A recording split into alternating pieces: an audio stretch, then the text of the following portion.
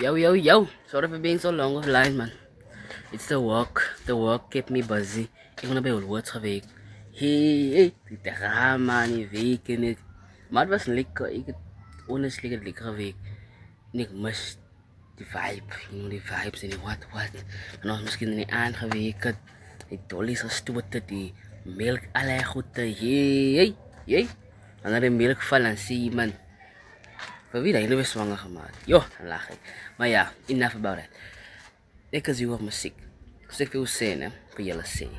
Ik ga een song release. It's called Unstoppable. En basically, het gaat voor jou verduidelijk dat zij is unstoppable actually. Niemand kan stoppen. It all depends on you. Morgen is maandag.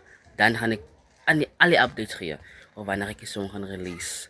So ja, we keep it 100. We keep it real. Ik zie jullie maandag.